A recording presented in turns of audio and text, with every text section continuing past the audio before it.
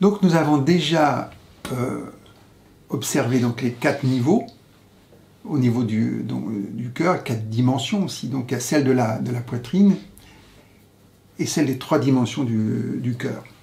Donc on va là maintenant aborder pas à pas la poitrine, après le cœur, ensuite la connaissance, et après les éléments.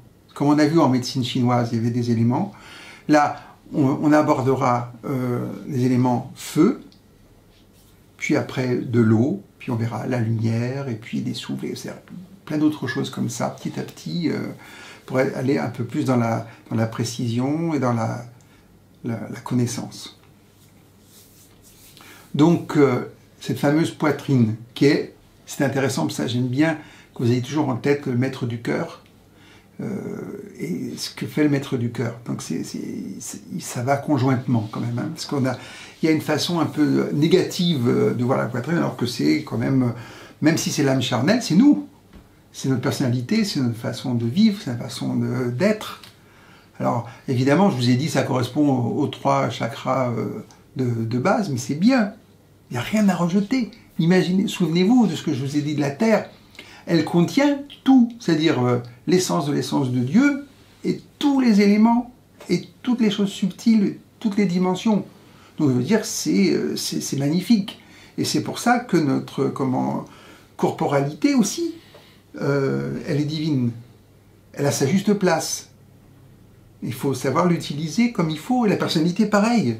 Donc je veux dire, tout est positif, mais à sa juste place. Donc, la poitrine, formidable, elle contient les poumons et le cœur. Donc, à quoi sert cette fameuse poitrine? Donc, elle correspond à quoi pour les soufis et par Al-Tiamidi? Eh bien, la science de la connaissance, c'est-à-dire du savoir. Donc le savoir, c'est là, quand vos enfants ils étudient, quand vous étudiez, c'est à ce niveau-là que ça se situe, alors avec la tête évidemment, mais c'est là que la connaissance s'accumule aussi. Et c'est à ce niveau-là qu'il y a la compréhension. Donc quand vous avez des enfants qui ont des difficultés aussi, il faut travailler et libérer cette fameuse poitrine. Et elle va organiser aussi le jugement.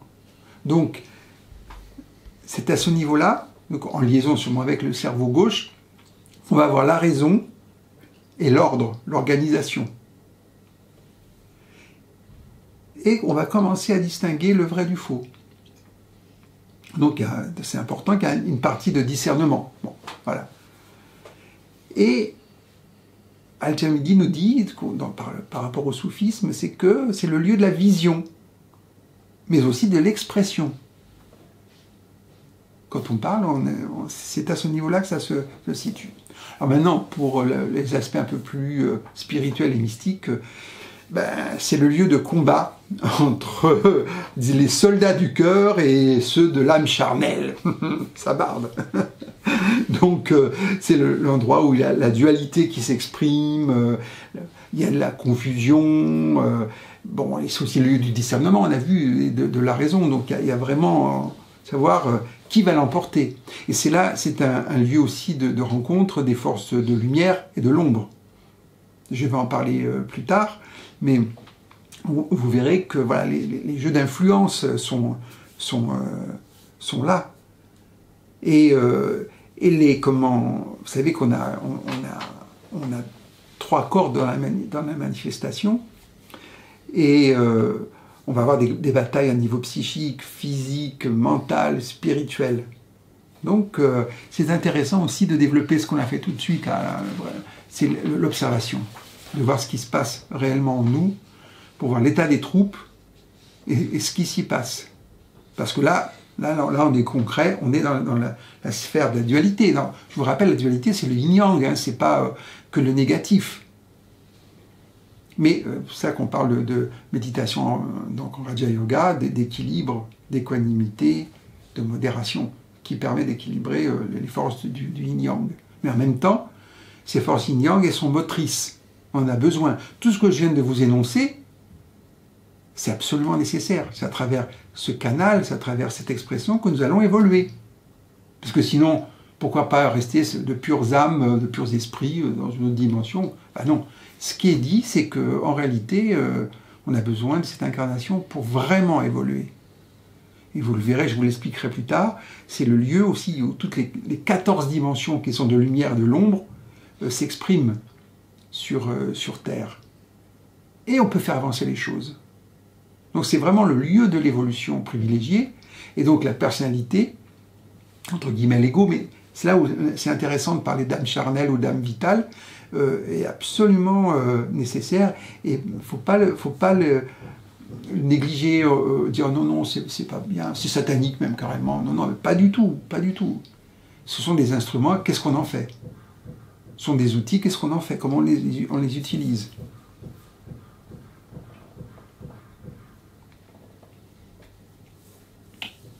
Donc, en même temps, on s'aperçoit, donc, cette poitrine est le réceptacle de toutes les passions, de tous les désirs. Et ils sont localisés principalement dans le ventre. Pierre Baboujji disait que la Kundalini démarrait sous l'ombilic. Et que on voit bien tout ce qui est. On avait parlé de la dialectique du clair et du trouble. C'est là. Le trouble, il est là.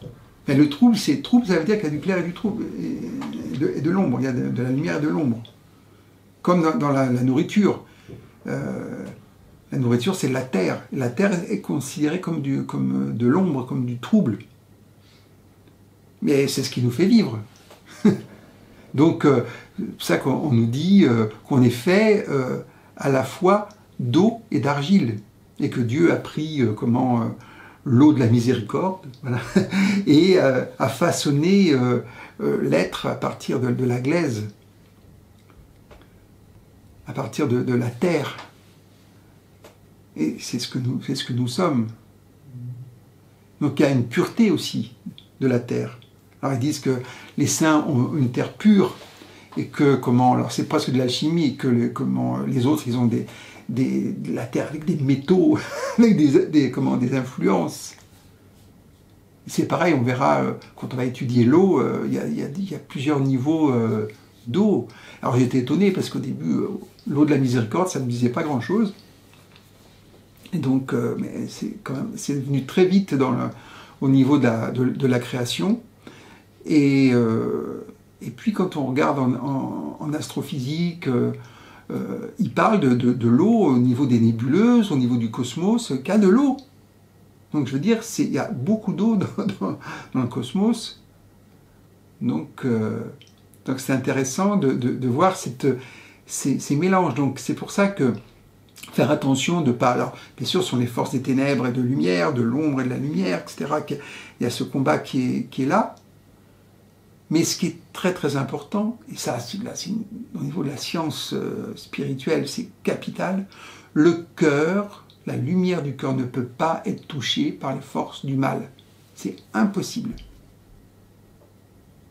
Alors, qu'est-ce qu'elles font, ces forces? Elles sont indirectes. Et vous verrez, c'est quelque chose qui n'est... C'est plus de l'ordre de la suggestion, cette forme de présentation. Elles ne vont accéder à ce que nous sommes que par la poitrine, c'est-à-dire que l'âme charnelle. Et elles n'auront accès à ce que nous sommes que par rapport à nos tendances intérieures. Une force du mal, par exemple, ne peut pas vous faire du mal s'il n'y a pas d'écho. Donc il faut qu'il y ait un écho en nous pour qu'il y ait un accès. Donc vous voyez, c'est quand même important. Et ça veut dire que le cœur est intact, toujours. La profondeur, je parle.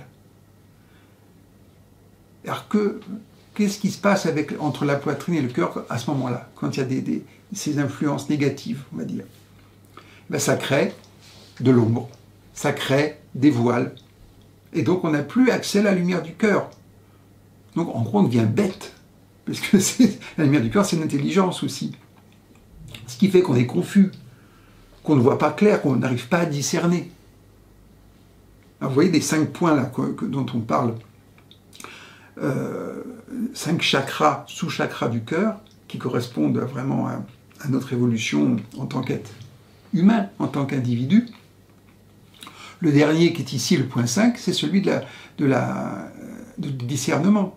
On a vraiment le vrai discernement quand tout est illuminé, tout est nettoyé. Et à ce moment-là, on voit les choses, on voit les êtres, on se voit soi-même tel que c'est, en réalité. Donc ça, c'est du travail. C'est là où je vous disais tout à l'heure, ça demande beaucoup d'efforts. Mais savoir que rien ne peut nous toucher si ce n'est pas déjà en nous. Il faut que ça soit en nous. Et si c'est en nous, alors à ce moment-là, vous voyez, on inverse la proposition. Merci. Parce que à ce moment-là, on vous révèle ce qui ne va pas en vous. Donc c'est une façon de corriger la tendance. Sans jugement, hein, plus. On observe et on ajuste, on corrige. Donc merci aux gens négatifs, merci aux difficultés, merci aux épreuves qui mettent en lumière ce que nous sommes intérieurement. Donc vous voyez, à ce moment-là, la vision des forces dites du mal n'est plus la même. Elle devient positive. Puisqu'elle nous aide encore plus nous-mêmes en Dieu. Donc, cette poitrine, quand même, elle est là, c'est pas rien. Donc, elle a une grosse influence sur ce que nous sommes, et elle est influencée. Mais on voit bien encore ces forces extérieures ne peuvent le faire que de manière indirecte. Parce qu'on a toujours être humain égale libre arbitre, libre choix. C'est quand on fait une erreur et qu'on sait qu'on fait une erreur et qu'on l'a fait quand même, on a décidé de le faire. Ah, c'est notre droit. Alors, après, ça s'appelle le karma, cause à effet, il y a des conséquences, plus ou moins importantes. Mais pourquoi il y a des conséquences aussi ? Ça nous met dans une situation qui va permettre éventuellement de souffrir, mais de voir clair. Et c'est une opportunité de corriger. Ou pas. Et si on ne corrige pas, ça s'approfondit, ça devient encore plus pénible. Et plus c'est pénible, plus on a envie que ça change. Comment ça va changer ? Donc là, c'est toute l'histoire de notre vie. Donc vous voyez, je trouvais intéressant de rentrer en observation, vous savez, avec cette fameuse poitrine, donc les 5 points, hein, le 1, 2, 3, 4 et 5. Et on avait fait un exercice déjà comme cela, où on regarde dans quel endroit il y a une ombre, où c'est général, où c'est un endroit. Et on voit à quoi ça correspond. Donc là, je ne vais pas vous refaire un cours là-dessus. On a déjà vu ça sur les points du cœur, à quoi ils correspondent. Sur 3 niveaux. Et ce qui est intéressant aussi, c'est on voit la liaison. Vous savez, on avait parlé du point B, qui est en liaison avec les 3 chakras, donc constituant notre personnalité, et qui purifie. Donc juste en purifiant le point B, en laissant la lumière apparaître, quand c'est fait, il y a une purification des 3 chakras. Ça ne veut pas dire qu'il ne faut pas travailler dessus aussi, mais c'est très intéressant. Par contre, on peut inverser le processus, c'est-à-dire de voir quel type de tendance on a habituellement. Par exemple, la jalousie, la possessivité, à quel point ça correspond. On a beaucoup étudié en médecine chinoise la colère, c'est le point 3. Et vous verrez après la liaison, parce que chaque point est un lien avec un point cosmique, parce que c'est le point cosmique qui a été à l'origine de la manifestation, en tout cas le cosmique à l'origine de la manifestation. Donc c'est en miroir. Donc on a aussi l'aide des points cosmiques. Par exemple, le point 8 va aider le point 3. Le point 7 va aider le point 2, etc., etc. Alors ça, c'est de la technicité. Plonger dans le cœur et ça suffit, nettoyer le cœur et ça suffit. Hein, je veux dire, c'est pas... Mais c'est intéressant, si on veut avoir une connaissance, on peut l'aborder par une vision directe, de voir s'il y a des zones d'ombre dans notre poitrine en état de méditation, et d'observer notre comportement. Si j'ai un état pas paisible, c'est-à-dire dépressif, etc., eh ben c'est souvent le point 2 qui est un peu obstrué, qui est voilé. Si j'ai tendance à m'enfermer, pas aller vers les autres, point 2.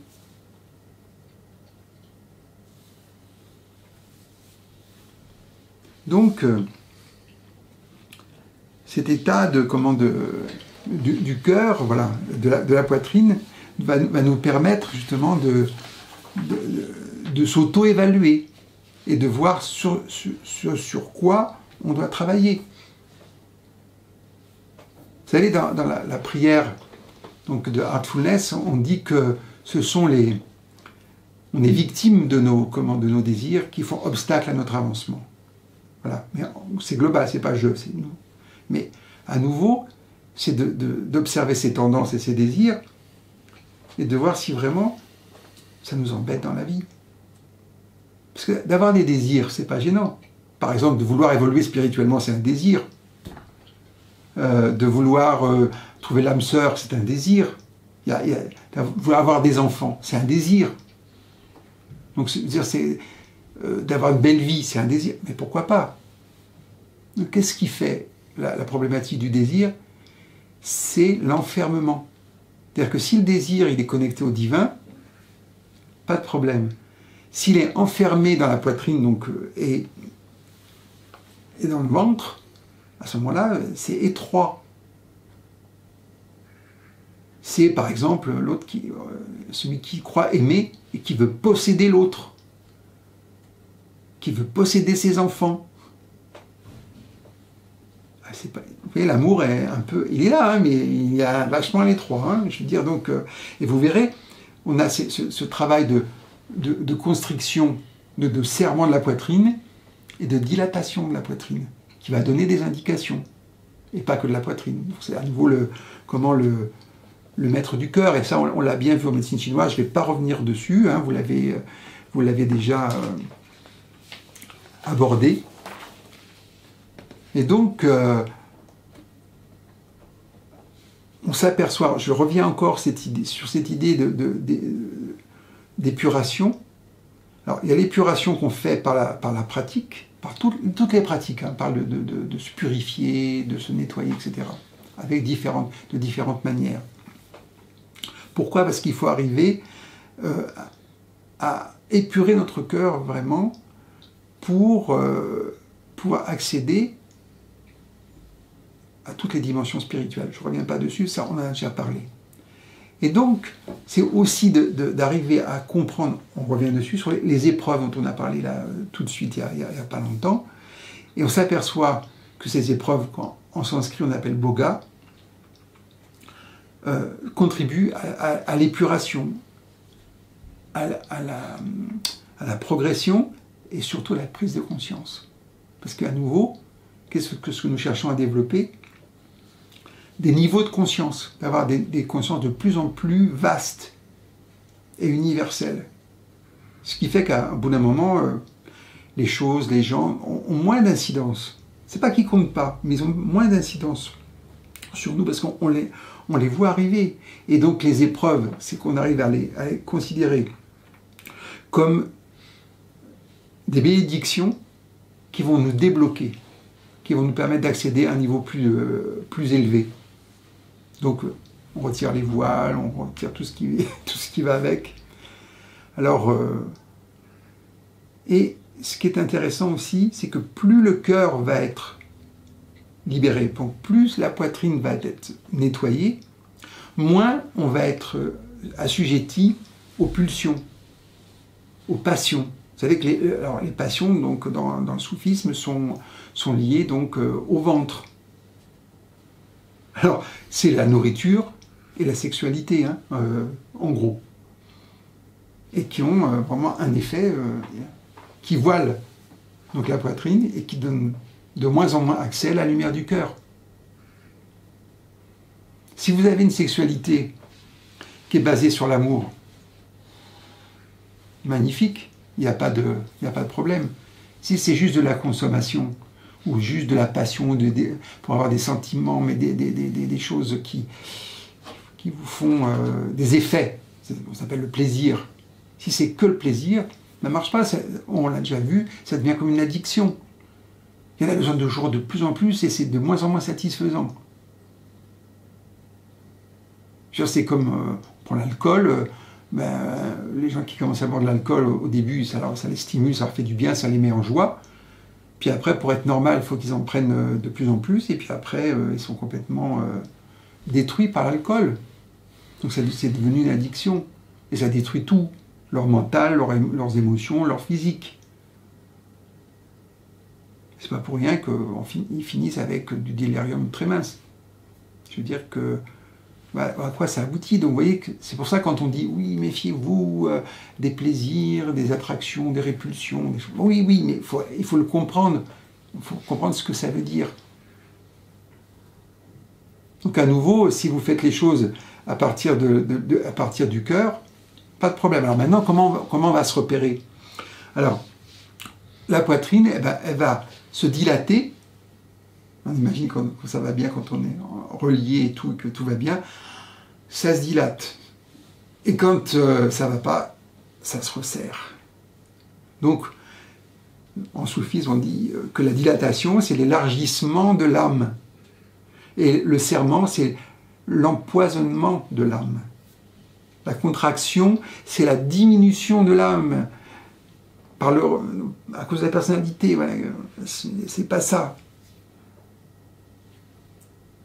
Mais elle se dilate, mais presque sans limite, quand elle va en Dieu, qu'elle est guidée par Dieu. Elle accède aux réalités. Donc, on l'avait vu avec les médecines chinoises, quand ça ne va pas, les organes expriment aussi les déficits, les difficultés. Donc c'est une façon, la pathologie, qu'elle soit psychique ou physique, nous permet de comprendre ce qui se passe dans notre organisme, dans notre corps, et de voir la subtilité de l'atteinte.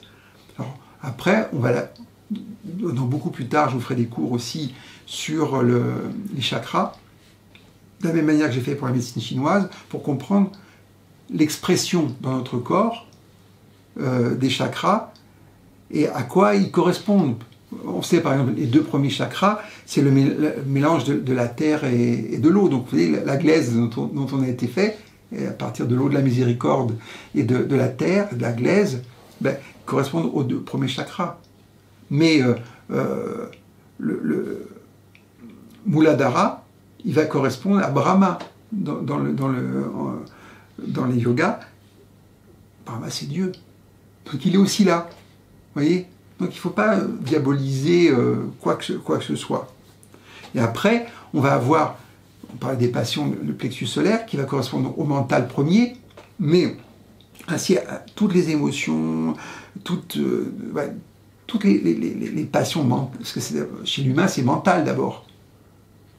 Toutes les pulsions, tous les fantasmes, ça part de là. Mais là, qu'est-ce qu'il y a ici? Il y a l'estomac. Hein, on avait vu en connexion avec la rate et le foie. Donc il y a tout le digestif.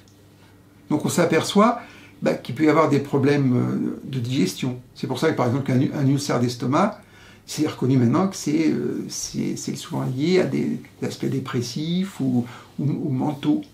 Et qu'on améliore ça, l'ulcère se guérit. Donc, il faut qu'on monte la chose et pour arriver donc à la poitrine, donc au cœur, et puis la gorge qui va être la créativité, mais aussi la zone de l'illusion, la gorge. Vous voyez? Donc, si c'est pas purifié, on peut raconter plein de bobards, mais en même temps, c'est la zone qui va permettre d'être créatif. Et c'est pas pour rien, par exemple, à nouveau, que le chakra de la gorge et celui du ventre Svadhisthana sont en connexion. Un va correspondre à l'utérus, donc la création, et puis l'autre, la création par le verbe, par l'art, par toutes ces choses-là. C'est très, très intéressant. Ils sont connectés. Vous voyez, cette unité, je pense qu'il faut arriver à comprendre cette unité de l'individu, et en même temps, quand il y a des dysfonctionnements, de pouvoir décrypter ce qui se passe. Où est-ce que je suis fragile? À quel niveau je suis fragile? À quoi ça correspond? Quelle tendance? Quel chakra? Quel organe? Et à rectifier, mais si possible de manière spirituelle, parce que l'origine est toujours dans le subtil, dans le divin. Et donc, il faut faire partir et remonter à ce niveau-là.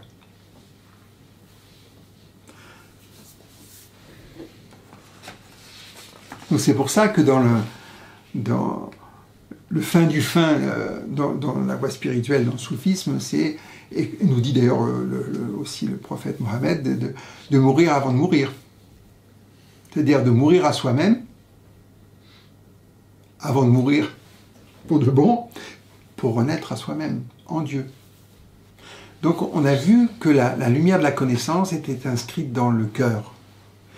Et quand on parle, vous savez, de l'arbre de la connaissance, on dit qu'il est continuellement sous le regard de Dieu. Donc c'est intéressant de savoir que tout ce que nous vivons, tout ce qui survient est connecté à Dieu, et sous le regard de Dieu, parce qu'on a ça en nous. Et à ce moment-là, donc maintenant, j'aimerais bien qu'on aborde certaines choses comme on a fait en médecine chinoise, des maladies, des souffrances qui peuvent affecter donc l'âme charnelle et qui agissent à ce moment-là sur à la fois l'intelligence et le cœur. Et ça, une chose qui est vraiment simple et qu'on a tous, ce sont les préoccupations et les soucis. Vous vous souvenez, on avait vu, c'était la rate, hein, c'était la terre, il y a la rate, qui fait qu'on tournait un peu en rond et que ça ne se déployait pas. Eh bien, c'est intéressant, dans le chakra, les sous-chakras du cœur, c'est le point numéro 1. D'accord? Et dans le point numéro 1, ça va correspondre au point C. J'aime pas, nanana. On est toujours en train, on n'est jamais content, on n'est jamais satisfait, et puis ça marche pas, c'est pas ça. Donc on s'aperçoit donc que les préoccupations, les soucis affectent la terre, donc on avait vu la rate et l'estomac, donc le digestif. Et c'est surtout le problème, c'est que on tourne en rond. Et c'est obsessionnel. Et vous savez, autour de quoi on tourne? Autour de nous, de nous-mêmes. Voilà. Donc c'est pas très joyeux. Mais ça a un effet autre, là, qu'on n'avait pas vu avec la médecine chinoise, c'est que on quitte l'unicité pour entrer dans la multiplicité. Donc on perd la connexion avec Dieu et l'unicité. Et donc à partir de là, on perd l'équilibre. On perd sa tranquillité d'esprit. Mais on perd le sommeil aussi, parce que donc, ça mouline tellement qu'on n'arrive plus à dormir. Donc on a une perte de santé. Et observez vous-même, quand vous êtes préoccupé, votre respiration pour le divin, bon, ok, on verra plus tard. Hein, voilà. Donc c'est dommage, parce que c'est la source de la solution, de solution aussi. Ah mais non, mais je peux pas là. Ah non, mais là j'ai ça à faire. Mais même des choses simples. Ah non, je peux pas. Non, mais il faut que ça soit fait. C'est pas possible. Non, ce n'est pas. Alors, vous voyez, c'est là. Vous savez qu'aussi on a vu en médecine chinoise que la rate c'était aussi la pensée. Alors, dans le Coran, il est dit se connaître, c'est connaître Dieu. Donc c'est ce qu'on est en train de faire. On apprend à se connaître. Et puis, il est aussi dit, pour connaître Dieu, il faut s'oublier soi-même. Ça marche mieux comme ça, à mon avis. Hein. Mais les deux sont importants parce que ça ruse. Il y a de la ruse. On se fait avoir, parce que quand on n'est pas clair avec soi-même, on dit, ben non, mais c'est normal, c'est comme ça, ou j'ai telle chose, ah, faut que je le fasse, ah non, c'est un souci, faut que j'arrive à résoudre ce problème. Sauf que le problème, celui-là, il est juste le premier d'une série de problèmes. Et puis, à un moment donné, si vous voulez, la vie n'est que problème. Donc, on peut être toujours préoccupé et soucieux. Et en plus, légitimement. On arrive à légitimer tout ça. Hein, donc ben, voilà, pour arriver à s'en sortir, ben, voilà, on a les solutions psychologiques, hein, bon, pourquoi pas, mais bon, il y a toutes nos pratiques qui permettent justement de purifier, de réorienter notre esprit dans la bonne direction, de retrouver la lumière du cœur qui va nous alimenter, de retrouver cette aspiration qui, en final, devrait être la seule préoccupation qu'on devrait avoir et qui va permettre d'ignorer le reste. On est tellement à côté de la plaque par rapport au divin que ça devrait être un vrai souci. Mais pas trop, hein, quand même, je ne veux pas vous obsédier par rapport à ça. Mais voilà. Et c'est pour ça que quand on médite, on dit, mais traitez les pensées comme des hôtes indésirables. Et les pensées sont les préoccupations, hein, et les soucis. Et vous avez remarqué que si, à un moment donné, vous avez un gros truc et vous arrivez à lâcher, c'est génial. C'est comme si ça n'existait plus. Et quand vous ressentez de là, que vous regardez la problématique, mais elle devient beaucoup plus lumineuse. Et il y a même des solutions, des fois, qui apparaissent. Ouais, ça paraît moins difficile que ça ne l'était. Donc c'est pourquoi. Parce que au niveau du cœur, on nous a parlé des yeux du cœur et des oreilles du cœur. Ça veut dire qu'à ce moment-là, au lieu d'être pris uniquement par les sens, par l'extérieur, ou par les yeux et les oreilles du cœur de la poitrine, on est en connexion avec les yeux et oreilles du cœur, et on voit différemment. Et à ce moment-là, on peut écouter le cœur qui va nous donner des solutions. Alors, je ne parle même pas de la science divine, hein, ceux-là, ils ne jouent pas dans le même cours que nous. Hein. Mais bon, c'est quand même, c'est pas mal. Donc, mais en même temps, le fait d'être incarné fait que le cœur est quand même recouvert de voile. Par exemple, le fait qu'on soit constitué d'eau et de terre et de feu, d'eau, de terre et de feu, tous ces mélanges-là, naturellement créent un voile. C'est pour ça que quand on vient sur Terre, même les grandes âmes viennent sur Terre, elles ont besoin d'être éveillées par un être de lumière qui va lui permettre d'être conscient de son état spirituel. Parce que naturellement, le fait de s'incarner donne ça. Et quand la terre et le feu se mélangent, eh bien, on a de la fumée, où la terre s'assèche. Donc on va avoir, physiquement, on va tendance à maigrir, ça fait de la poussière. Vous voyez ce que je veux dire, c'est naturel. Ça fait partie de notre vie. Et quand la terre et l'eau, par exemple, sont en mauvaise proportion, ça nous fait du marécage. Bon, elle peut avoir tendance à grossir un petit peu aussi. Bon, ça c'est... On ne dit pas trop, hein, parce que... le fitness, là, c'est pas ça. Donc, en gros, les préoccupations qui n'ont pas d'autre objet que de l'amour divin et de la volonté divine, eh ben, ça empoisonne le cœur, quoi. Puis nous, hein, par la même occasion, parce que c'est notre cœur. Allez, un petit essai, là. Vous fermez les yeux. Et puis, voilà, vous pensez à quelque chose qui, en ce moment, vous préoccupe. Je ne vous laisserai pas beaucoup de temps, parce que c'est tellement là que c'est facile, hein.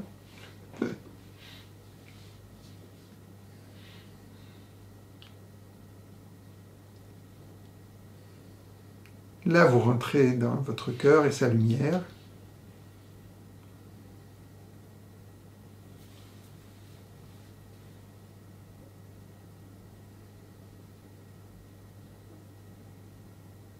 Puis vous regardez vos soucis, vos préoccupations à partir de cette lumière.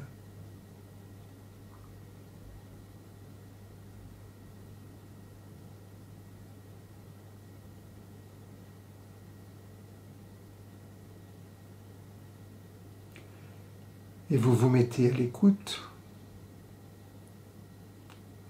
de ce que votre cœur peut vous dire, vous proposer.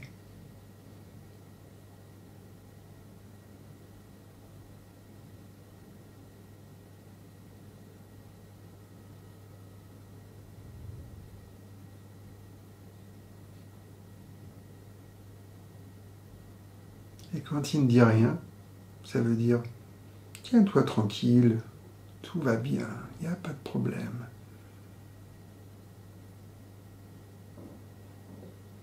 Reprends ton équilibre. Reste connecté avec la lumière du cœur.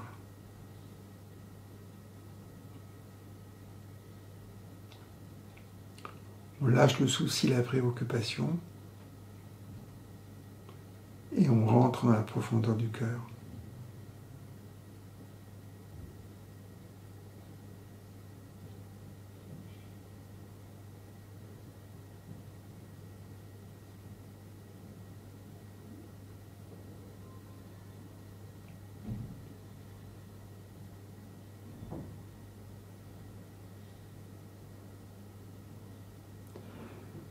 Tout doucement, vous ouvrez les yeux tout en restant en contact avec la profondeur du cœur.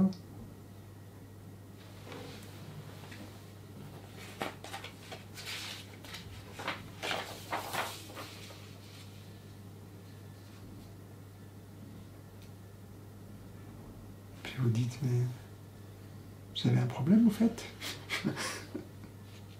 Ah oui, oui, je me rappelle.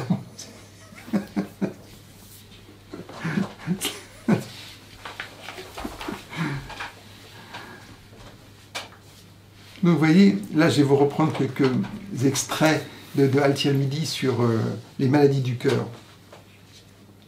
Alors voilà, là c'est donc là, le langage est un peu plus religieux. Le fondement de tous les péchés, c'est la rudesse du cœur. Lorsqu'un cœur est rude, il ne se rend pas compte qu'il fait le mal. Ah oui, même c'est intéressant parce que retirons l'aspect péché et autres, la rudesse. On est rude, hein, des fois. Lorsque le cœur est illuminé de la lumière de Dieu et de la foi, Dieu entreprend de le préserver, l'emplit d'amour et de crainte, ferme sur lui le verrou de la puissance et dépose la clé de la volonté dans le trésor de son mystère. Ça, il ne faut pas l'écouter avec la tête, hein, celui-là. En plus gros, ce qu'il nous dit, bah, on s'abandonne et puis tous les cadeaux de Dieu viennent et le pouvoir il est là, et puis c'est bon, quoi. Traduction rapide, hein. Et quand on se détourne de lui, bah, on n'a plus accès à ses cadeaux, quoi. Voilà, ça veut dire ça. Et à ce moment-là, bah, donc comme on est dans les religions, bah, la chute commence. Mais moi, quand je pense sud, je pense déjà à remonter, donc c'est pas grave.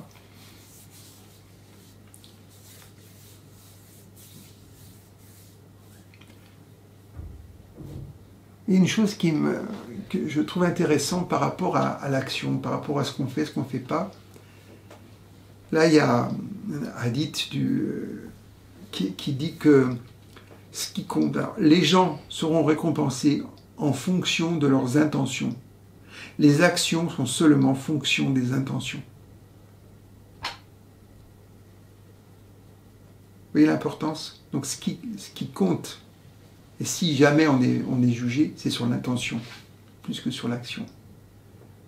C'est pour ça qu'il faut, quelque part, que nos intentions partent toujours du cœur.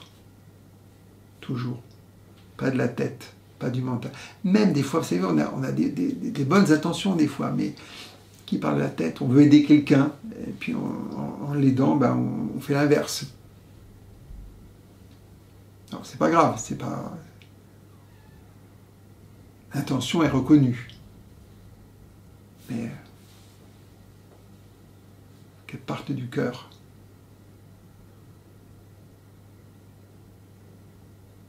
C'est là où je pense qu'on peut vraiment faire un travail de purification et d'observation. Et le soir, avant de se coucher, on fait cette introspection, la 10e maxime, et on voit là où on n'a pas fonctionné correctement, où nos intentions n'étaient pas pures comme elles auraient dû. Des fois c'est inconscient, hein, mais bon, donc ça vient à la conscience, et on remet ça à Dieu avec un repentir sincère. Donc nous allons aborder le chapitre de la connaissance, donc selon le sage de Tirmidhi. J'ai beaucoup le citer. Donc nous avons parlé de l'arbre de la connaissance qui est constamment donc sous le regard de Dieu, sans que rien ne s'impose. Donc Dieu fait briller dans le cœur la lumière de la connaissance. Vous voyez, c'est pas quelque chose qu'il faut amener, c'est lui qui fait briller. Donc il faut accéder à cette fameuse lumière qui contient donc tous les attributs et les noms divins. Donc cette connaissance est inscrite dans le cœur. Donc, tout le monde peut y avoir accès. Évidemment, il faut se préparer pour ça. Et puis, à ce moment-là, une fois que cette lumière qui est dans le cœur, elle est là, elle est inscrite, elle va émerger au niveau de la poitrine. Donc c'est pour ça qu'il faut qu'on purifie la poitrine. Parce que c'est comme un miroir à un certain niveau. Et il est nécessaire de pouvoir refléter cette lumière et puis comment la percevoir. Donc on retire les voiles et donc les samskaras, les impressions, les complexités. Et c'est la raison pour laquelle aussi on travaille beaucoup sur les chakras, voilà. Et tous les chakras du cœur, les sous-chakras. Donc il faut comprendre que la connaissance, c'est pas une acquisition, c'est une révélation du cœur qui provient de l'amour de Dieu. Donc c'est une prise de conscience. Donc c'est pour ça que l'important est plus sur la prise de conscience que l'acquisition d'une connaissance. Et donc en même temps ce qui est intéressant c'est que quand on est dans l'amour ça engage tout notre être. Donc là on est encore dans cette fameuse unité. Donc et cet amour donc, est inscrit dans tout le corps qui porte cette connaissance. C'est pour ça que quand on dit se connaître, c'est connaître Dieu, c'est cette connaissance-là dont on parle. C'est pas de l'exploration et puis c'est pas du nombrilisme, hein, surtout pas. Bon, évidemment, ça aboutit à cette fameuse science, cet amour-sagesse que j'aime et cette science divine, hein, d'accord ?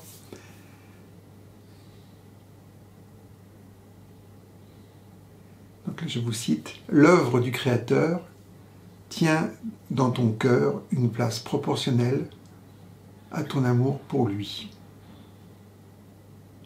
Et par ailleurs, tu aimes le Créateur proportionnellement que tu as de sa puissance, d'avoir un mot qui manque, chaque fois qu'augmente la science à son sujet et que tu lui accordes une place plus importante. Tu saisis davantage sa puissance et tu l'aimes davantage. » Vous voyez, il y a un entraînement comme ça qui s'opère. Donc en gros, en bref, moi je vous fais le résumé, donner totalement son cœur au Seigneur. Hein. Donc ça c'est... voilà. Donc cette connaissance consiste à faire passer tour à tour l'amour, donc de l'invisible vers le visible. De l'état, donc on dit que c'est la vérité, vous savez, on dit que c'est la vérité, satpad, hein, et à celui de la réalité.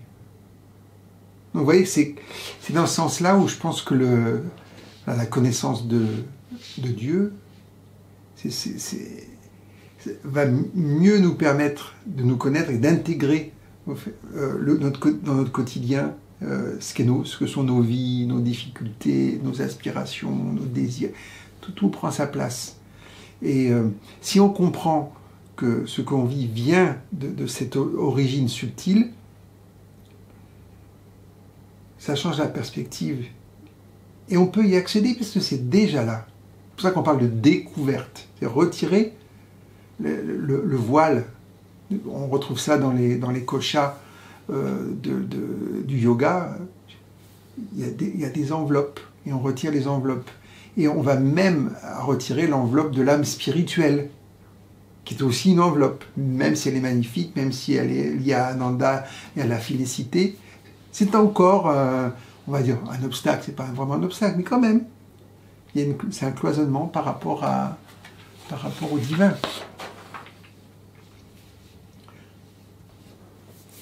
Donc c'est pour ça qu'il est important de tourner donc son regard, toute son attention vers la lumière divine. Parce qu'elle est dans le cœur, mais c'est là où aussi c'est la lumière des origines, où tout commence. Donc c'est pour cela aussi que dans les pratiques, on pratique le souvenir constant, le dhikr, donc, qui est la remémoration, qui nous rappelle l'unicité. Vous voyez, l'unicité provient de la lumière divine, donc on part comme on peut, on part de bon, il n'y a de Dieu que Dieu, mais en même temps, si on le dit comme ça superficiellement, c'est du blabla. Si on le sent, donc c'est pour ça qu'il faut le faire, il faut faire tout ça en présence. Et donc, de cette lumière donc divine, qui est pour moi, donc maintenant vous l'avez compris, liée à l'amour, il y a la lumière de la connaissance de Dieu et de soi-même qui jaillit. Et de là, vous voyez, là on inverse la proposition, on a la certitude. Et pour moi c'est ça le Jnana Yoga, le yoga de la connaissance. C'est pas l'acquisition. C'est pour ça que quand les gens acquièrent de la connaissance, ils développent de l'orgueil. Ils développent le pouvoir, les pouvoirs aussi. Et que, bon, voilà, on va dans la Bhagavad Gita, on nous dit qu'il faut à ce moment-là rentrer dans il faut accorder à ce yoga de la connaissance celui de la renonciation. Il faut renoncer. Au fur et à mesure que vous acquérez quelque chose, il faut y renoncer. Il faut renoncer à soi-même, il faut renoncer à cette connaissance pour se dépouiller. C'est une voie qui est très intéressante mais difficile.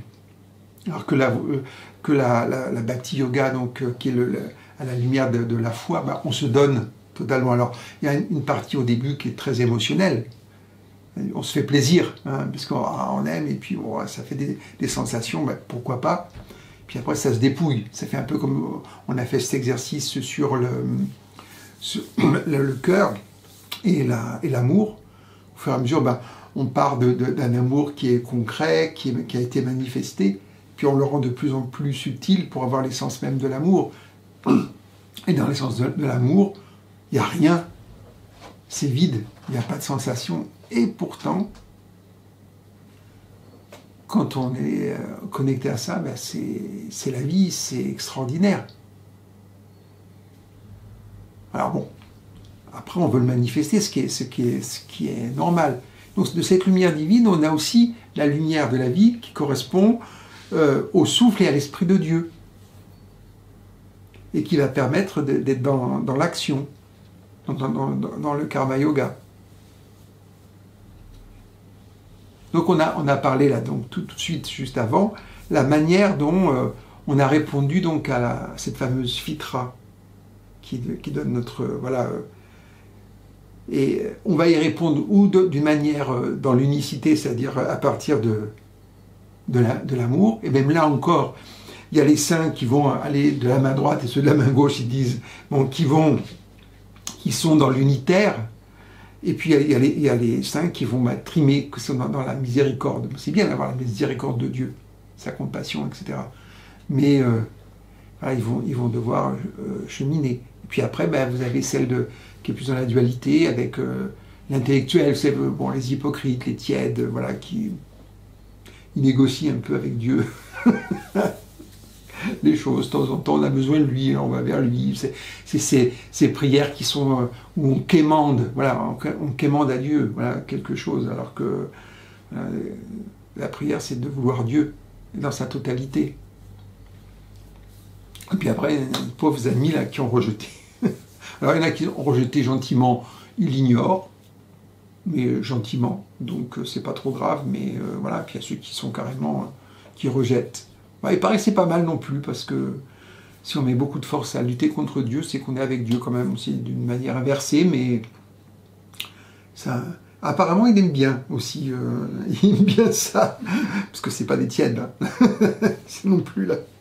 Donc, on a donc dans l'islam ce fameux jour du pacte, voilà, qui va correspondre donc aux fonctions, au degré d'attention qu'on a posé sur Dieu au moment de la création. Donc, pour moi, c'est un degré d'amour.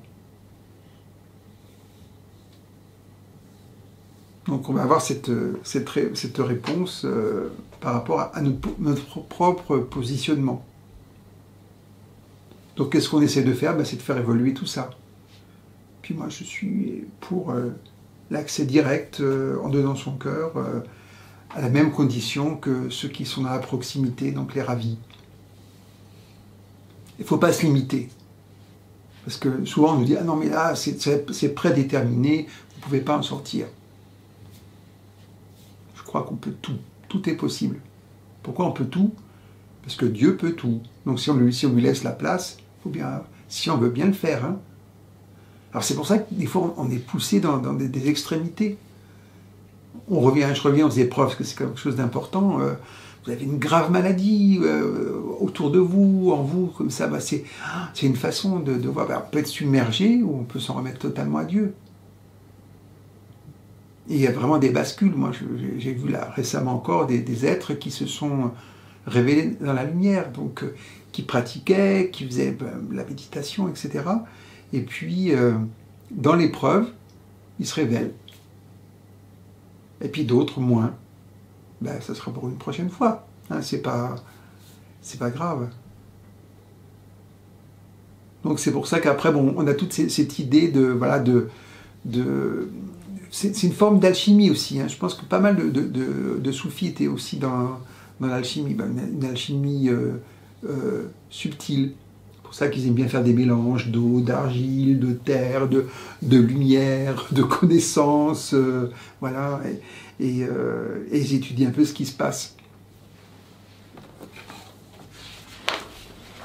Donc maintenant, abordons un peu la question qui me plaît bien, la sagesse.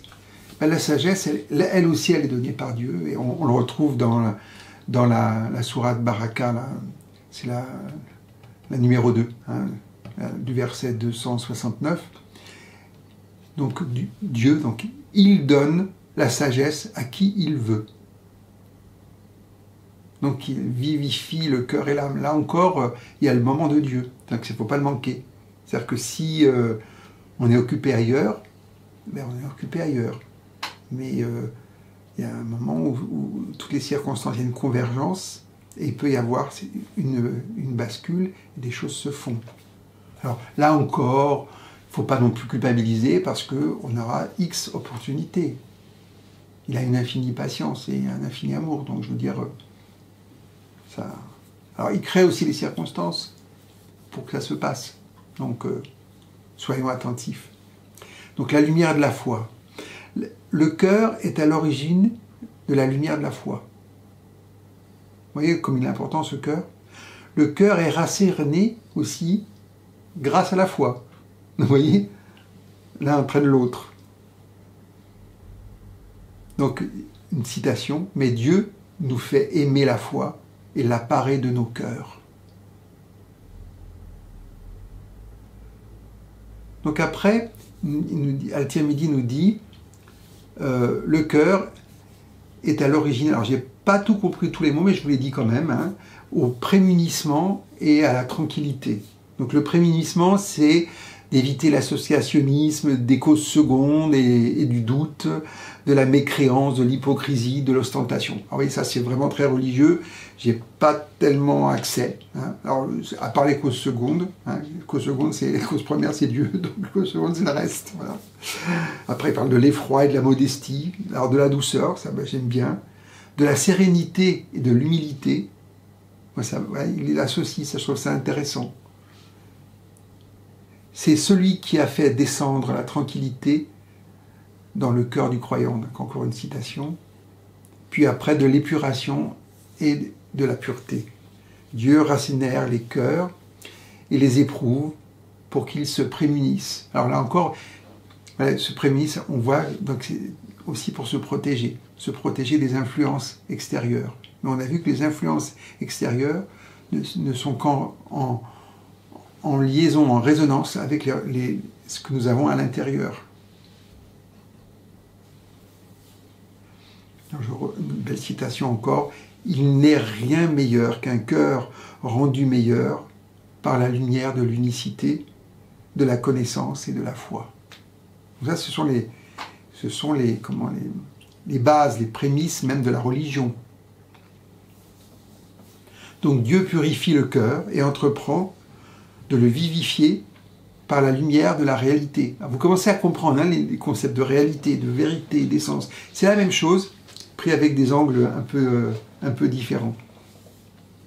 Il préserve le cœur, le garde, et accroît en lui les intérêts. Alors c'est là où, pour moi, je trouve ça très très important. Je pense aussi là qu'il faut prier, parce que je trouve que les gens sont fluctuants, et qu'ils manquent, mais les chercheurs manquent d'intérêt.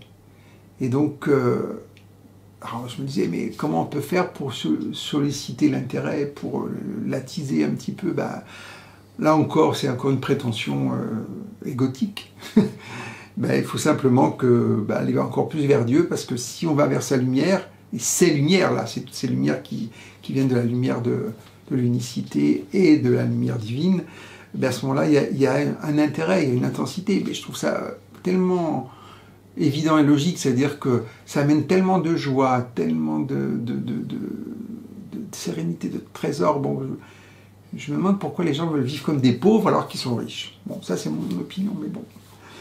Donc, d'où l'importance de la prise de conscience. Et là, on ne peut pas faire prendre conscience, on ne peut pas le faire à la place de l'autre. Il faut que la conscience vienne intérieurement, et que ça soit tellement beau et enthousiasmant que ça prenne beaucoup de place.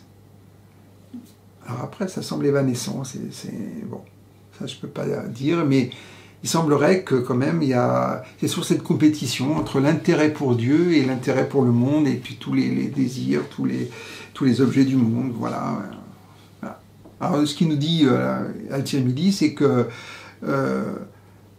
quand l'âme charnelle ne veut pas de l'aide de Dieu, Dieu n'a pas de problème, il confie à Satan.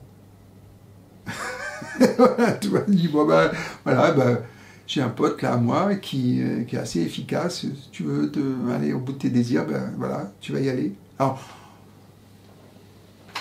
on l'a déjà vu, un peu j'ai déjà exprimé ça, mais voilà. J'ai développé cette question-là, et comment justement les forces de l'ombre font partie de l'ensemble de la création et répondent à nos besoins. Vous savez, quand je vous disais que quand on prie un ange, et puis que ce qu'on demande n'est pas adéquat, et comme nos demandes il y a toujours une réponse à nos demandes, il envoie ça dans les plans, dans les dimensions inférieures, c'est-à-dire aux anges de l'ombre, aux frères de l'ombre, voilà, pour ne pas dire des démons des fois. Donc il y a toujours des réponses. Donc là encore, il y a toujours une réponse par rapport à ce que nous sommes et ce que nous désirons, ce que nous voulons. Et on est en connexion. Je vais me répéter, mais j'ai été interloqué quand on parle dans les religions monothéistes, mais aussi celles des Védas, etc., des 7 enfers et des 7 paradis. Voilà, moi, c'est un truc que j'ai du mal. Alors j'ai compris maintenant pourquoi, à saisir qu'un Dieu d'amour puisse permettre qu'il y ait ces choses-là. Et ce que j'ai compris là, grâce à la plongée, puis je me suis laissé faire intérieurement, c'est que bon, c'était cette dimension de lumière et cette dimension d'ombre qui couvre tous les besoins de la création. Alors c'est peut-être une symbolique, j'en sais pas, mais quand même pas que ça, puisque c'est quand même 7 chakras, et donc on a l'inverse, 7 chakras dans la lumière, 7 chakras dans l'ombre. Et donc si on a besoin de quelque chose d'un peu sombre, et ben voilà, il y a la réponse, et dans 14 dimensions. Et ça va dépendre totalement de nous. Et après, quand ils disent ah, les gens ils iront en enfer, non, mais ils vont là. Ils sont attirés et amenés à être là où ils sont normalement. C'est-à-dire quelqu'un qui se nourrit de choses négatives et d'ombre, ben, il va aller dans la dimension correspondante. Et celui qui aspire et qui veut vivre à partir de la lumière, il ira aussi dans cette même dimension. Donc ça va correspondre. Alors la difficulté, c'est que c'est comme si c'est un cercle vicieux ou vertueux. L'ombre alimente l'ombre et la lumière alimente la lumière. Donc, ce qui fait que dire à certains maîtres que on peut y rester indéfiniment. Donc non. Alors, heureusement, quand on s'incarne, on oublie. Donc, on a quand même cette fameuse rédemption qui existe, et les 14 dimensions se vivent sur Terre. C'est là. Il y a tous les possibles. Donc, la Terre est dangereuse et la terre est merveilleuse parce que on peut tout y vivre, tout y faire. Donc c'est pour ça que je n'arrivais pas à comprendre ça parce que moi j'étais dans l'idée de la proximité, c'est-à-dire de l'amour de Dieu. Mais ça, cet amour-là, il est hors de ces, pour moi, 14 dimensions, bien que l'amour de Dieu soit dans toutes les dimensions. Et ce que j'aime à penser, c'est que donc Lucifer, qui est devenu Satan, donc Lucifer le porteur de lumière, il est aimé de Dieu aussi. Donc le plus bas de l'échelle est aimé de Dieu et retournera à Dieu dans son amour. Ça c'est clair. Ça veut dire que tout le reste, petits joueurs, ils iront aussi. Donc c'est une interprétation très personnelle, mais je l'aime bien. Donc je la partage avec vous, parce que j'ai un optimisme fort à ce niveau-là. Je ne peux pas imaginer autre chose.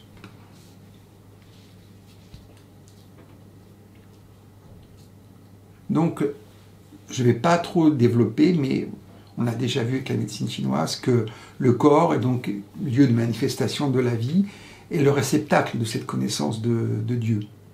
Donc, on le voit bien au niveau de nos fonctionnements, tant extérieurs qu'intérieurs. Donc, c'est ce reflet qu'on retrouve. Donc là, confère à ce que j'ai fait sur la médecine chinoise, qui est beaucoup plus précis. Bien que, là encore, dans le soufisme, bien que je trouvais que ce n'était pas encore assez complet, j'ai peut-être pas eu les bons documents, que le foie corresponde à la miséricorde, que la rate correspond au pardon, que le cœur, bref, à l'amour. Par contre, vous voyez, quand on dit le rein à la ruse, hein, donc c'est la ruse de Satan. Donc c'est pas que ça peut pas. Donc là, j'ai fait tout un chapitre sur l'eau, et sur le rein, on avait vu à quoi ça correspondait. C'est aussi la volonté, hein, le rein. On va le développer fortement. Donc c'est pour ça que quand on parle de maladie et de guérison, à quoi on s'adresse, à quel niveau on s'adresse. Donc ça part toujours du niveau le plus subtil, le plus spirituel. Et donc à quoi correspond cette maladie? Quel est le message que nous donne cette maladie? Qu'est-ce que ça nous apporte? Et la maladie part toujours d'un terrain. Donc on a un terrain. Et ce terrain correspond à la constitution de notre personne et à notre personnalité. Donc nous l'avons choisi. C'est ce qui a été nécessaire, ce qui est nécessaire pour notre évolution. Donc c'est une bénédiction, une grâce de Dieu. Parce que tout le monde a un terrain, qu'il soit psychologique, émotionnel ou physique, physiologique. D'accord?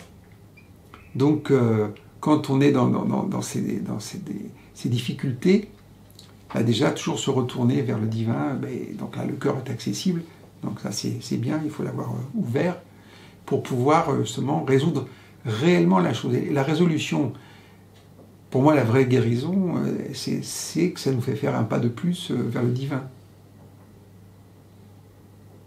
Ce qui n'empêche pas d'être soigné, hein, je veux dire, de se soigner correctement et de faire ce qu'il faut, comme il le faut, parce qu'on a quand même encore des lois matérielles, des lois terrestres qui sont justes et qu'il faut respecter. Parce qu'il y a plein de gens qui refusent un certain type de soins parce que c'est pas en correspondance avec leur religion ou avec Dieu. Ouais, par exemple, voilà, l'âme est dans le sang. On a vu effectivement que l'âme se manifeste fortement dans le sang. Mais c'est pas l'âme le sang, c'est une expression. Puisqu'elle vient du cœur, donc ça se répartit dans tout l'organisme. D'accord. Mais spirituellement, qu'est-ce que souhaite Dieu? Qu'on vive et qu'on avance, qu'on évolue. Donc si une perfusion sanguine ou même une transplantation, bien que ça ne m'emballe pas plus que ça, puisse nous faire vivre et évoluer, pourquoi pas? Après, on a vu qu'il y avait une mémoire, hein, il y a une mémoire de la cellule. Mais il paraît que bon, les cellules se renouvellent assez vite. Mais si on fait une transplantation, par exemple, eh bien, il y a quand même, on m'a dit, je ne suis pas certain que les mémoires correspondant à la personne qui a donné l'organe, c'est 7 ans quand même. Après, je pense qu'il peut y avoir une régénération et une transformation cellulaire beaucoup plus importante. Notamment si on est en contact avec la lumière de la cellule. On voit que le divin dans la cellule. Donc il peut y avoir vraiment un changement. Et c'est aussi comme ça qu'on peut soigner les maladies graves, en faisant ce changement au niveau cellulaire. Mais bon, c'est une autre histoire. Donc on voyait que la poitrine, c'est la science de l'expression. Vous voyez ce que je fais là? Ce que je vous dis, c'est à partir de la poitrine. Alors, vous voyez, je suis souvent comme ça, avec les mains, bon, c'est lié à ça. Mais la science réelle de la sagesse, c'est celle du cœur, qui va passer après par la poitrine ou pas. C'est-à-dire, où vous avez cette science qui vient de la tête, et elle est utile, qui est une accumulation de données, une organisation de données, voilà, et qu'on va prendre à partir de la poitrine, et c'est tout à fait valable, ou alors on va le faire avec le cœur. Et on l'avait vu avec le méridien du cœur. Le méridien du cœur, il est relié au cerveau aussi. Il y a une connexion directe avec le cerveau, par ici, par le point là, de l'œil, invisible, directement. Donc, ce qui est intéressant, c'est que quand on prend la science du cœur et de la sagesse, donc on peut accéder, c'est une chose qui m'intéresse beaucoup, au mystère. Parce qu'il y a tellement de mystères dans la vie, il y a tellement de choses que la science et que la raison n'arrivent pas à mettre à jour, à expliquer, que voilà, il est intéressant d'y accéder directement, et non pas à partir de théories, même des lucubrations par moment. Et ce qui est intéressant aussi, c'est de voir que le cœur, il est unitaire, il ne divise pas. Donc ça, c'est une façon de se repérer. Si on fait quelque chose qui divise, qui sépare, il faut se poser des questions. C'est pas forcément bon. Donc, par contre, ce qui est intéressant, c'est que la lumière du cœur, donc, on l'a vu, ne peut pas être altérée. Par contre, elle peut diminuer et augmenter. C'est pour ça que quand on fait l'introduction de quelqu'un dans la méditation, c'est vraiment, quand il y a de la lumière, c'est un point, mais qui est grand, que c'est un laser, quoi. C'est tout petit, petit, petit, petit. Mais c'est là, hein, pour tous. C'est pas gênant. Donc, mais quand l'introduction est faite, comme une initiation, donc ce point-là commence à pouvoir se s'ouvrir, se dilater, se dilater, se dilater. Et il est dit que cette lumière peut aller à l'infini. Donc là, c'est très intéressant. Surtout pour arriver à vivre dans ce monde de dualité. Si on a accès à notre unité intérieure, le monde de la dualité est vu différemment, puisqu'on arrive à avoir un équilibre. On ne va pas rejeter la dualité, mais on va avoir un équilibre entre le yin-yang, entre les forces de lumière et de l'ombre, entre nos tendances positives et négatives. À chaque fois, donc il y a cette verticalité dont on a parlé déjà, entre ciel et terre, à l'horizon aussi, par le cœur. Donc ça nous permet de mieux vivre. Il n'y a pas aucun doute sur ça. Donc les lumières du cœur, on en a vu qu'il y avait un paquet, elles sont parfaites, elles sont liées au soleil, donc on peut les solliciter aussi. Alors je fais attention parce que c'est quand même plus intéressant de travailler à partir de l'unicité. Mais là on est des chercheurs, on se présente comme tels, donc on va pouvoir faire des explorations. Mais toujours, ce que je vous conseille, c'est de partir de la profondeur de l'unité et après d'aller explorer tel ou tel aspect ou de la connaissance ou de telle manifestation. Et évidemment, pour accéder à cela, il faut retirer les voiles. Et on a beaucoup de voiles et des conditionnements qui sont aussi des voiles. Alors, il y a des conditionnements qui font partie de l'éducation, pourquoi pas, mais il faut les garder comme tels. Mais à chaque fois, ça a tendance à être réducteur. Alors, on en a besoin, et en même temps, il faut s'en séparer à un moment donné, comme une vieille peau. Après, il y a un travail qui est à faire, c'est de travailler sur les défauts. Vous verrez, on va l'aborder plus tard. Donc, il y a la description de 7 défauts. Alors, pour l'anecdote, c'est les 7 portes de l'enfer en même temps. Mais bon, ça, je trouve ça marrant, mais bon, passons.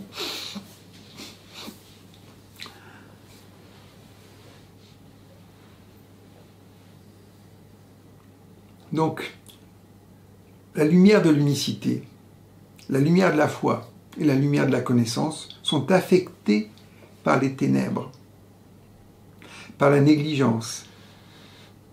Alors, les voiles de la désobéissance, les poussières de la passion de la poitrine, le brouillard des méfaits de l'âme charnelle et le désespoir de la miséricorde de Dieu. Vous avez vu ça un peu? Non, mais bon, je rigole, mais c'est voilà, c'est intéressant. Ça pourrait être développé un petit peu. Mais toujours, on sait que si on retourne dans le cœur, on est dans le 1, dans l'unicité. Donc, ce qui est proposé pour les ténèbres, alors je voulais reprendre un petit peu de la négligence, qui font vraiment, alors, c'est vraiment les ténèbres de la négligence, c'est ténébreux, hein. Là on n'a plus accès à la lumière, donc le dhikr, le souvenir constant est vraiment une grande aide. Pour la poussière de la passion de la poitrine, eh bien, la repentance. Voilà, quand on se repent un peu de... Voilà. Et pour le voile de la désobéissance, l'inadvertance, la négligence, l'insouciance, à nouveau le dhikr, donc le souvenir constant. Et pour le désespoir de la miséricorde de Dieu, la prière. Voilà. Et qui va vraiment éliminer un peu la poitrine. Alors, vous voyez que ce soit des voiles, des ténèbres, de la poussière, vous appelez-le comme vous voulez, quoi. C'est voilà. Et après, donc pour la lumière de la foi, donne accès, donc on l'avait vu, à la certitude et arrache les racines de la suspicion. Parce que là, c'est clair, une chose qui fait vraiment du mal, c'est le doute. Alors, je sais qu'en philosophie, on dit qu'il faut cultiver le doute. Et jusqu'où ça va? Qu'est-ce qu'il en est? Moi, je préfère être dans l'ignorance et aborder la certitude, la connaissance par la certitude. C'est-à-dire qu'effectivement, de temps en temps, ce que j'aime bien faire, c'est des remises à zéro. Pour moi-même, hein, je me remets à zéro et je vois ce qui émerge. Parce que c'est vrai que même on se conditionne, même avec des belles connaissances comme ça, on peut se conditionner, on peut s'enfermer pour que ça soit confortable. C'est pour ça que j'aime bien les taoïstes, qui sont libres, et qui vont dans la vie, qui cheminent dans la vie sans préjugés, sans idées préconçues sur cette fameuse vie. Et répondent spontanément. Donc on retrouve cet état d'innocence.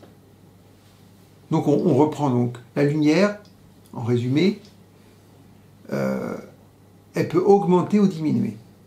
On le voit bien, de temps en temps on n'a plus accès. Donc c'est pas qu'elle est plus là, mais elle devient microscopique. La lumière peut être occultée. Et par contre, ce qui est intéressant, c'est que la lumière peut révéler. Donc ça, c'est toutes les qualités qu'on peut utiliser. Donc, il faut vraiment, dans nos vies, qu'on associe le cœur, qui va correspondre donc à la lumière de l'unité, donc l'unicité, et la poitrine, qui va nous permettre de vivre et qui appartient au monde de la dualité.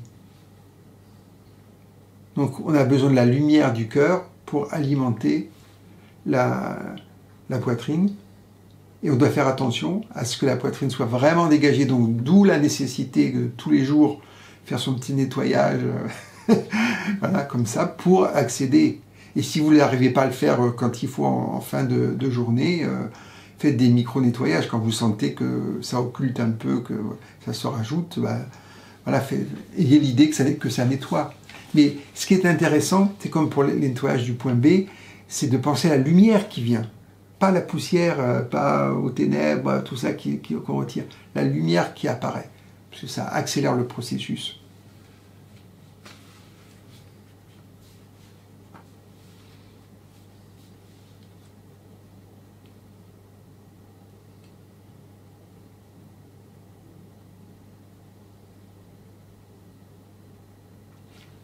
On fait un petit essai là, un petit exercice.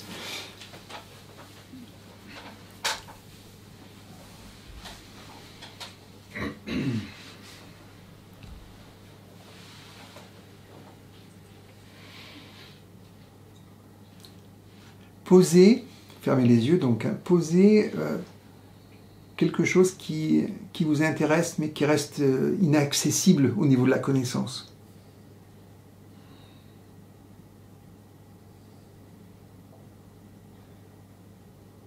Chose qui vous travaille depuis longtemps.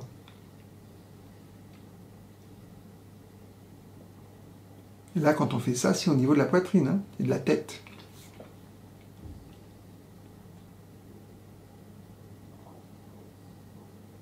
Et maintenant, on plonge dans les profondeurs du cœur.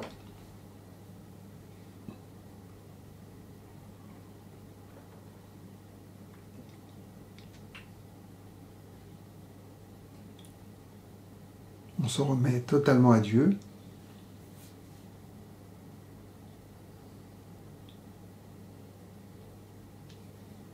Et on lui expose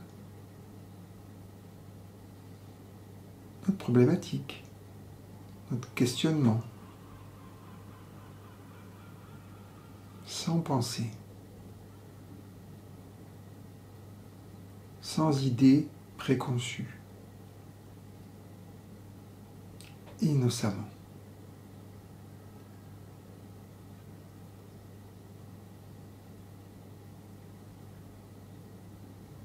Et à nouveau, on oublie tout et on plonge dans la profondeur du cœur.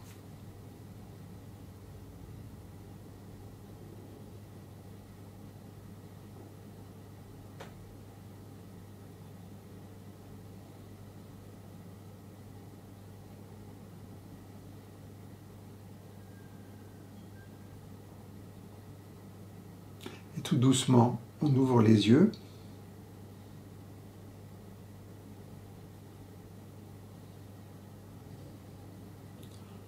on jette un tout petit œil sur la problématique, ce qu'on a exposé, mais sans plus, hein, sans analyse, sans rien, juste comme ça.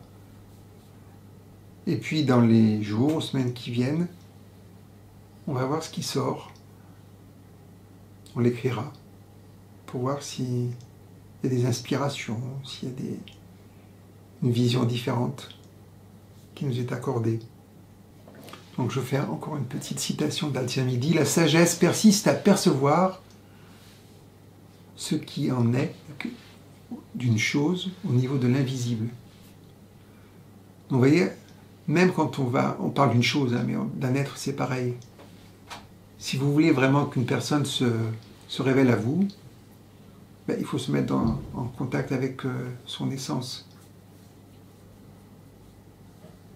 Et arrêter d'être sur les aspects extérieurs, donc sur le visible, sur l'idée qu'on a de la personne, sur la manière dont elle devrait procéder ou pas, vous voyez, de faire des projections, et carrément d'être en contact avec ce qu'elle est réellement, et de voir ce que le divin veut bien pour elle. Donc, et ça, cette science de l'invisible, on parle aussi, c'est la science des noms. C'est pour ça qu'on parle des noms de Dieu. Mais on peut encore aller au-delà même de cela, à l'essence. Mais bon, c'est quand même la science des noms. Mais ouais, cette approche, ça ne dépend pas de la connaissance, du savoir, ni de la réflexion. Elle n'apparaît que quand on est dans un état un peu mystique. Alors, une petite citation amusante. « Prenez garde de la sagacité du croyant. Il regarde avec la lumière de Dieu. » Donc, pour finir ce chapitre, je vais vous faire quelques petites citations d'Al-Tirmidhi que je trouve intéressantes, mais une que je trouve très, très... C'est pas une citation, mais une remarque qu'il a faite, c'était que Dieu rompt les chaînes des causes et des effets à lesquels nous sommes accoutumés. Ça veut dire qu'à chaque fois, vous avez toujours cet espoir de... Des fois, on a l'impression qu'on est dans des engrenages, on ne peut pas s'en sortir, on ne le voit pas. C'est pour ça qu'à ce moment-là, on s'en remet à lui, quoi. Et il a cette capacité de rompre ça. Et les causes et effets sont dans le monde principalement de la dualité, de l'illusion. Donc si, là, quand on accède à ce monde, à cette dimension de l'unité, et qu'on lui permet d'agir, si on lui permet toujours, hein, parce qu'il nous laisse libre, ça donne cela. Et il y a quand même une évolution qui est faite. Il dit que l'âme animale aboutit à l'âme raisonnable, qui est liée à l'esprit. Elle est appelée aussi l'âme satisfaisante de la part de Dieu. Je vais la développer un petit peu. L'âme satisfaisante, c'est l'homme mystique et Dieu qui sont en contentement mutuel. Lorsque l'âme a abouti à la tranquillité et à la satisfaction grâce à l'inspiration de Dieu, elle est satisfaite. Et cette satisfaction vient de la satisfaction de Dieu à l'égard de l'âme.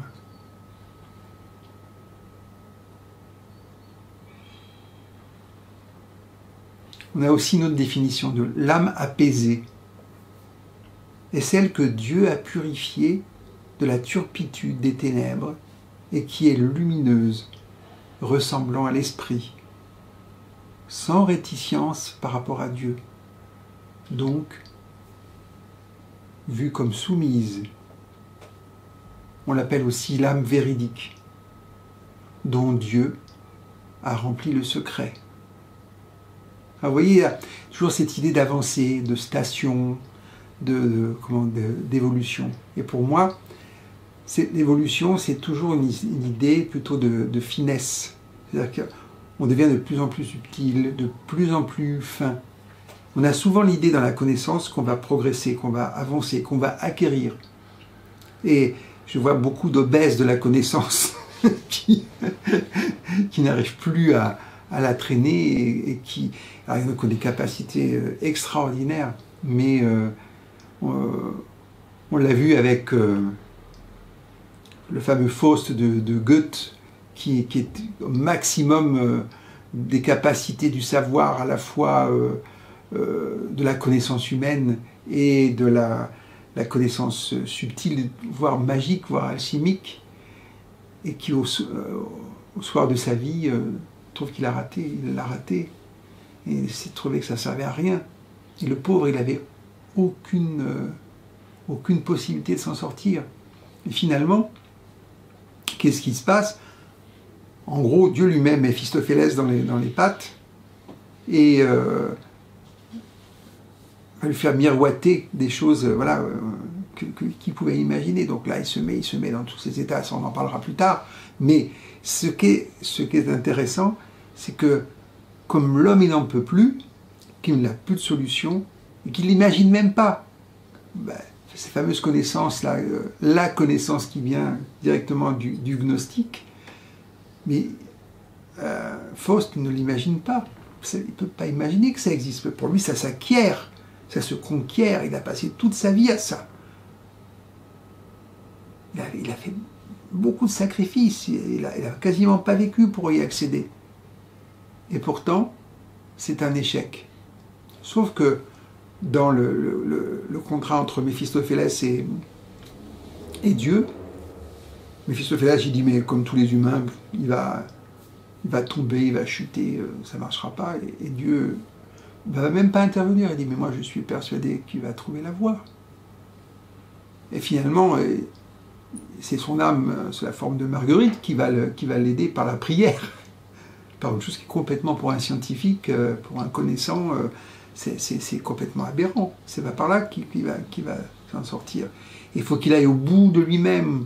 Il faut qu'il perd la maîtrise. C'est quelqu'un qui sûrement se maîtrisait pas mal, mais il perd même la maîtrise de lui-même. Il va corrompre l'innocence, par exemple. C'est une chose qui est terrible pour un homme comme lui. Et comme il a la conscience, il va s'en rendre compte. Et comme il s'en rend compte, il y a la rédemption. Et il sera sauvé par l'innocence. Il ne sera pas sauvé par sa connaissance. Vous voyez? C'est une autre façon de voir la question.